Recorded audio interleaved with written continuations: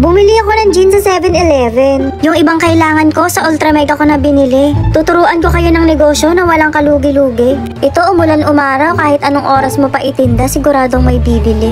Una, itimpla mo muna yung 3 tang lychee sa isang pitsil na tubig. Haluin mong mabuti hanggang sa malusaw yung tang. Nung lusaw na nga, nilagay ko na siya sa malinis kong cooler. Naligaw na rin ako para naman yung tinderan yung malinis pag nagtinda. Sunod naman, ibinuhos ko na yung gin the bar ko. Gin bilog sana yung ititinda ko, kaso wala sa 7-Eleven noon, puro kudrado. At inilagay ko na nga rin yung pangatlong the bar. Pinukpo ko na nga yung yelo sa pader at hindi ako manghihingi sa 7-Eleven. Kasi nga, diba, business is business. Pero kung ako lang ang iinom, hihingi ako syempre. At ganun lang kadali timplahin, may negosyo ka na. Syempre, titikman muna natin kung masarap ba. Syempre, dapat yung tinda natin tayo ang unang titikim kung papasa ba. At tinawag ko na nga yung 2 kapatid ko para tulungan ako magtinda. Kailangan ko kasi ng katulong para magbuhat ng palamig ko. Naghahanap nga kami ng magandang pupwestuhan at dala-dala ko yung lamesa. Palipat-lipat na pwesto na lang ang gagawin namin hanggang sa makaubos kami. Ito talaga yung naisip kong negosyo dahil sure ako wala akong magiging kalaban. Nag-uusap-usap na nga kami kung saan kami unang pupwesto. Kailangan kasi makapagtinda kami sa mataong lugar. Katulad ditong 7-Eleven! At sinimulan ko na nga i-set up yung paninda ko. Hindi kami sa mismong 7-Eleven pumwesto ha, sa katabi lang. Para yung lahat ng iinom sa labas, aalokin namin ito. Medyo makakalaban ko pala si 7-Eleven. Pero at least diba sa kanila naman ako bumili ng titinda ko. Kumita sila sa akin, kikita rin ako sa kanila.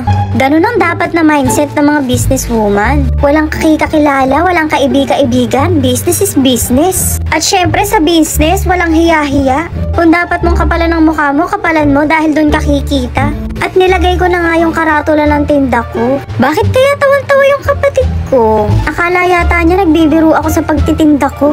Akala yata niya trip-trip lang to. Baka nga kung meron akong puhunan, may tinda rin akong balot sa tabi ko. Nung mga oras nga nito, matagal-tagal pa kami naghintay bago magkaroon ng unang customer. Medyo nawawala na ako ng pag-asa pero merong biglang dumating. Tinanong niya pa ako kung totoo ba ako nagtitinda. Nung binuksan ko nga yung cooler ko, nagulat siya, meron talaga akong tindang palamig. Sabi ko nga kapag hindi siya nasarapan, ibabalik ko yung binayad niyang pera. Sana naman, swerte siyang buena mano. Yung ibang kasama niya sa 7-Eleven pa rin bumili. Nanghihinayang tuloy ako, kita ko na sana yun. At tinikman na nga niya yung gin palamig ko. Sabi ko, bigyan niya ng rating kung gaano kasarap. Sabi niya 5 daw, lasang buko. At tinawag pa nga niya yung mga kasama niya para ipatry. Sa sobrang sarap, nakalimutan na niyang magbayad. Mga 2 minutes akong nakalahad para sa bayad niya. Tinatawag niya kasi yung mga kasama niya kaso nakabili na nga.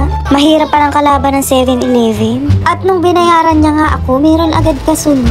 Nakamotor yan, huminto lang, akala niya kasi palamig. Well, palamig naman talaga, may kahalo lang gin. Medyo matuma lang talaga dahil kasi simula lang naman namin ngayong araw. Ay, gabi na pala mare. Buti na lang at makulit akong magtinda. Naaya ko nga yung 2 customer na bumili sa 7-Eleven. Bumili nga sila ng hotdog ni Tome. Sabi ko kulang yan kung walang panulak. Binila nila akong 2 ng halagang tig-10.